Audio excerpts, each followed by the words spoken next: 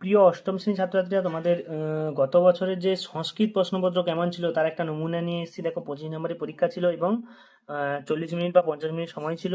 তো প্রশ্নপত্র দেখো কেমন, এখানে 6 নাম্বার আছে এমসিকিউ প্রশ্ন। তো প্রথম 6টা করতে হবে। এবছর যেটা তোমাদের 50 নম্বরের পরীক্ষা এবং দেড় দেড় ঘন্টা সময় থাকবে, সেটা আগের বছর 25 নাম্বার ছিল। তো প্রশ্নগুলো টাইপ একই থাকবে, তো তোমাদের শুধু প্রশ্নগুলোর মান বাড়িয়ে দেবে, বেশি বেশি প্রশ্ন বেশি নাম্বার থাকবে।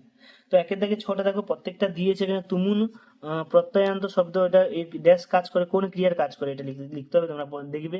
2-এর দাগে দেখো 5টা এসিকিউ প্রশ্ন বলেছে, 2-1 কথায় উত্তর। পদ্ম সরোবরে কাহারা বাস করত, পঠিত হতমৃত, এই পদগুলি কোন প্রত্যয় নিষ্পত্তি পদ, লিখতে হবে। তারপরে বলেছে দেখো রুচ রুচ ধাতুর যোগে কোন বিভক্তি হয়, তো এরকম প্রত্যেকটা লিখবে। তারপর 3-এর দাগে দেখো 2 নম্বরে 3টে দিয়েছে, যেগুলো 3টে করতে বলেছে, 2 নম্বর করে 6 নম্বরে। সিদ্ধার্থ বাল্যকালে কেমন ছিলেন, এই গল্পের নীতি বাক্যটি লেখো। অনিল ভাস্কর কথা গল্পে কে শক্তিমান এবং কিভাবে প্রমাণিত হলো। তারপরে পিতৃসত্য পালন অধ্যায় উৎস কি, এই অধ্যায়ে রামচন্দ্রের বনবাস জীবন কেমন কাটলো সেটা লিখতে হবে। স্বর্ণমৃগ আসলে কে এবং সে পঞ্চবটী বনে কি করেছিল, এখানে লিখতে হবে। এটা রামায়ণের একটা কাহিনী দিয়েছে স্বর্ণমৃগ সম্পর্কে।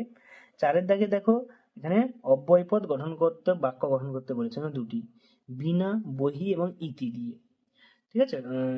সন্ধি বিচ্ছেদ দেবালয়, অতীব, ভবনম, বিধুদয়, অস্থিতি, নদ্যম্বু, কুলটা, এগুলো দিয়ে সন্ধি বিচ্ছেদ করতে হবে। তোমাদের এখানে 6টা, সবগুলো করতে হবে হাফ নাম্বার করে একটা। কারক বিভূতি করতে হবে, হে দুর্গে মই প্রন্না ভব, কৃপণং ধিক। তারপরে কি হচ্ছে, কবিনাং কালিদাস শ্রেষ্ঠ, বিখ্যাত ফলানি প্রতন্তি, ঠিক আছে, পতন্তি।